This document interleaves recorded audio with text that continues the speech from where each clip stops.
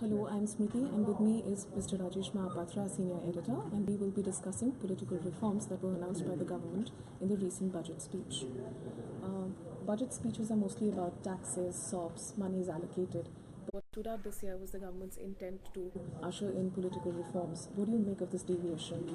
Yeah, interestingly, the discourse that follows union budgets is often about economic reforms. True.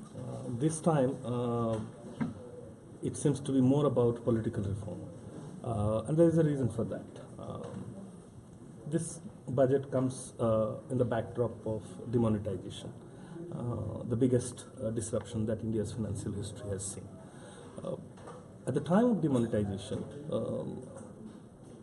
there was criticism of the government that this really isn't the big asset. And if you are serious about black money, why are you not doing anything about funding of political parties? So it's in line with the government's crackdown on black money, starting within, looking inwards? Well, as I said, there was a lot of criticism against demonetization. Sort of brought up this point that if you really are serious to fight black money, you should be doing something about funding of political parties. And I think that is something that has played into the minds of the finance minister when, in his budget speech, he announced that there would be no funding above the limit of 2,000 rupees.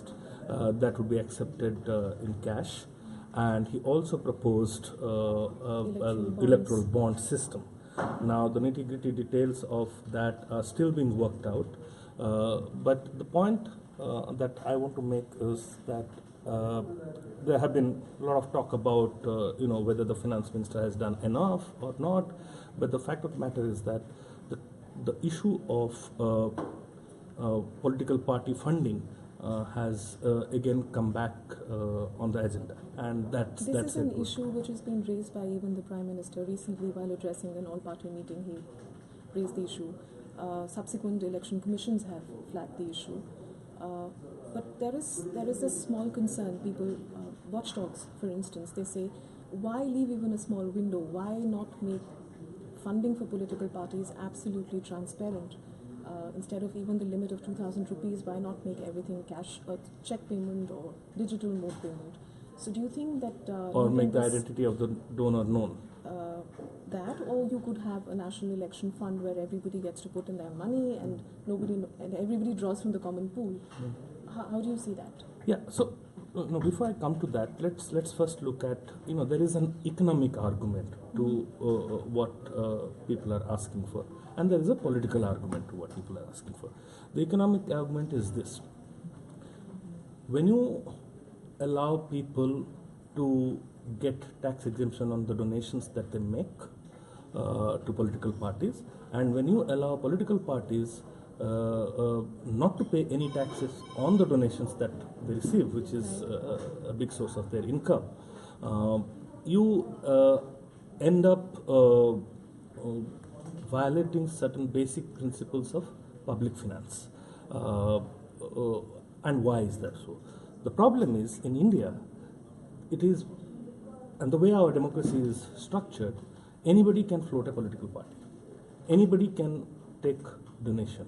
And so these over the years have become channels to evade taxes. So for example, there are close to about 1,900 political parties in the country. Regional parties, state parties, but only 400 odd parties regularly put up candidates in the elections. In other words, there are almost every 3 out of 4 parties that are registered with the Election Commission are bogus parties. They are parties that exist on paper, yet they all receive donations, and that becomes a via media to channel what is called illegal wealth. So that's one part of the economic argument that has been there. The other part of the economic argument is that, which is not just an economic argument, but also, before I come to that, the other aspect is, if political parties are to receive donations and in some way are also economic entities, why should they be treated differently from other economic entities, which is why should their books of accounts not be audited as others' books and of accounts been a are demand audited? that's been a long-standing demand that they should come. Political parties should be open to scrutiny under the RTI Act. There has been a constant demand that political parties should have their books accessed by the CAG, for instance. Do you think there is a need to make it a little, have more stringent rules? For example, the Election Commission has been pushing for more powers, where it has the power to countermand an election if it's convinced that there is bribery involved, use of money involved. But the government has been very slow in reciprocating to this demand. So, So that's where I was going to come to the political argument of it. So, and there's a third dimension to the economic argument that I wanted to place before that. The third dimension of the economic argument is that when people pay money, and in most cases these are anonymous donations to a political party, there is an expectation of a quid pro quo. right. And it does affect decision making at a later stage. So, how do you sort of ensure that if the donor's identity is not known, if the information in which political party received what kind of support from which kind of entity, then how do you ensure that when the party comes into power, it does not return favors? Okay, and that's pretty much a thing which is known everywhere, right? Then let me come to the political argument, which touches upon what you said. Taking off from the fact that the expectations of a quid pro quo is actually leads to a situation of crony capitalism, and which we have seen getting worse and worse in recent years in India's politics. Then the political argument is that, which is a much stronger argument. It's not just about making sure that the money that moves through these systems is clean money, is accounted for, and is captured in the system. The bigger argument is that we are a democracy. The more competitive the democracy gets, the better the level playing field is. It's better for democracy. Now, when you have that level playing field is something that we can ensure by having a national fund. Absolutely. So, what do you do? Because there are parties which would be ruling. When parties have been in power, be it in center or states, they are always likely to be in a better position to indulge in this quid pro quo. So, therefore they will draw more donors than anybody else. Absolutely. Okay. And political parties have been, smaller political parties, regional political parties have been on record saying how hard it is for them to contest elections anymore because of the sheer volume of money that is required.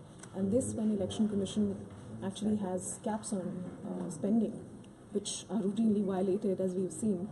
Are we getting response from our readers?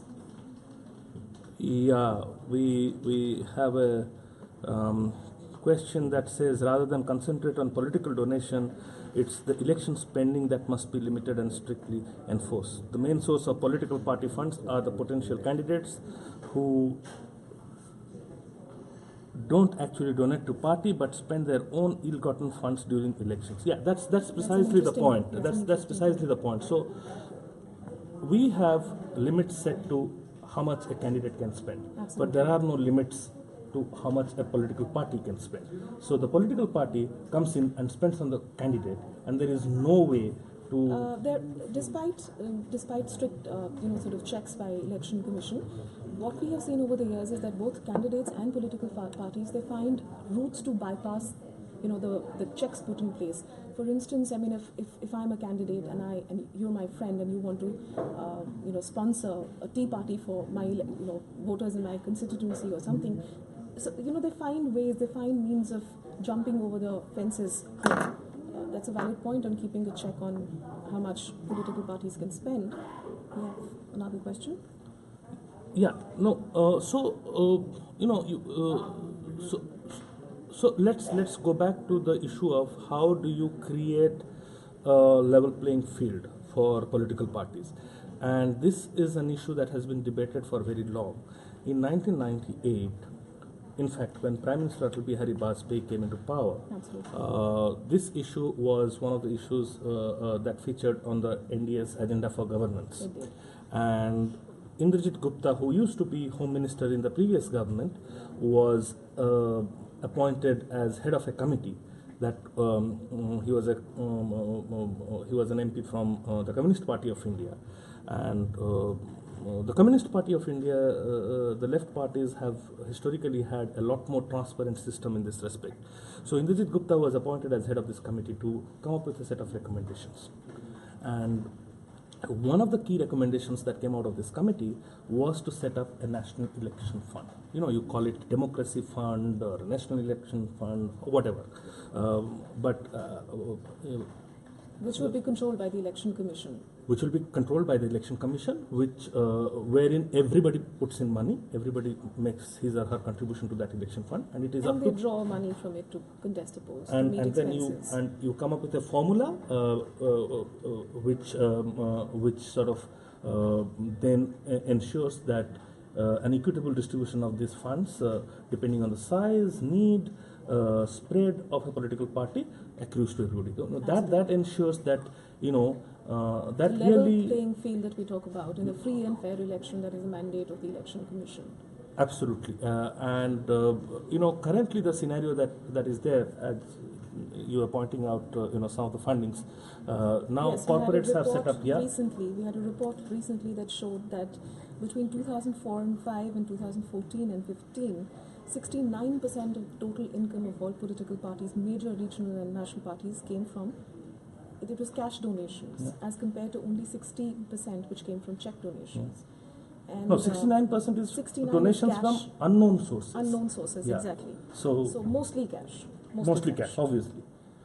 And another interesting bit is that though there has been a EC notification that says cash donations will not be, they will not be eligible for tax rebates, or there has been no change in that. Despite the notification coming into force, they've actually seen an increase in the cash donations. Yeah, So- that goes to underscore the point that the fact that even when cash donations do not help you get any tax exemptions, exactly. you're still doing it because there is a quid pro quo involved. Your expectations are that the party, when it comes, and this happens with large cash donations. Okay, there are two kinds of cash donations that happen.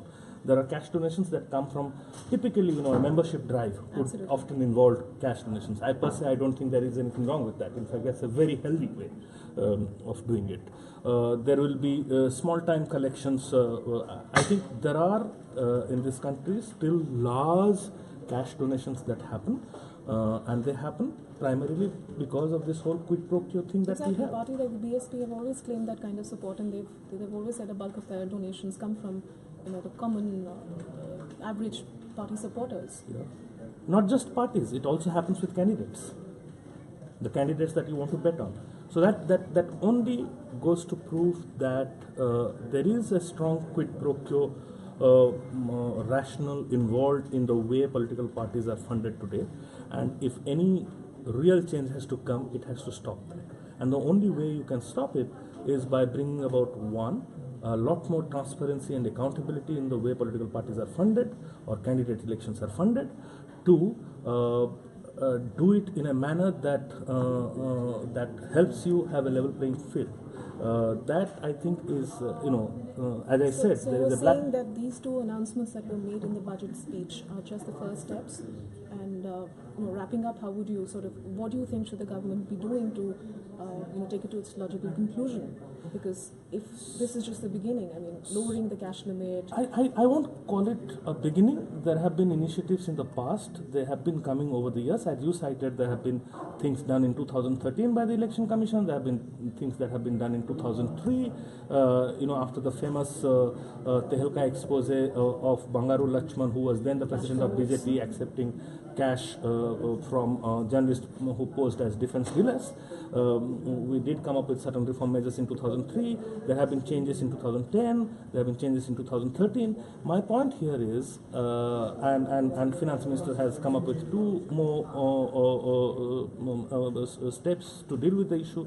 The way I look at it, I would say it is time for the government, for the political parties to come together and look at a comprehensive set of measures rather than indulge in such knee-jerk reactions or incremental changes.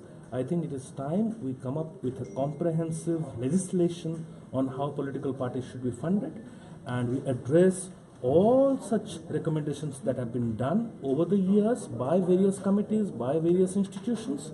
So essentially walk the talk on transparency and sort of reforms that we've been talking about. And now is the time. Now is the time to do it. Rather than be complacent with a few incremental steps, I would say both the government and the onus rests not just on the government but also on the political parties. Let's not forget, the same political parties which may be criticizing the government today, tomorrow when they come to power, they're also going to be dragging their feet over this. So it's a collective responsibility. It's a responsibility that must be guided by the principles and objectives of the democracy that we want to nurture for ourselves. And therefore, I think it is time for India to have a comprehensive legislation on how political parties should be funded. And now is the time, and we have had enough debates, enough discussions. There is a repository of suggestions, evidence, experiences that we have in this respect. Now is the time to go ahead and act and put things in place. And as we do that, also giving EC some more powers to ensure that its norms are actually adhered to. Yeah. Because there's always this criticism of EC being a toothless tiger. So that would be a change too if EC is given more powers to countermand polls, maybe. Yes, they should be empowered. There has to be responsibility with authority, but also it is also important. While we talk about these political reforms, it is also important to ensure that the Election Commission remains an autonomous institution. And the sanctity of the Election Commission as an institution also needs to be protected, and it should not become a tool in the government of the day. Thank you, Rajesh. That was an interesting discussion. Thank you. Thanks.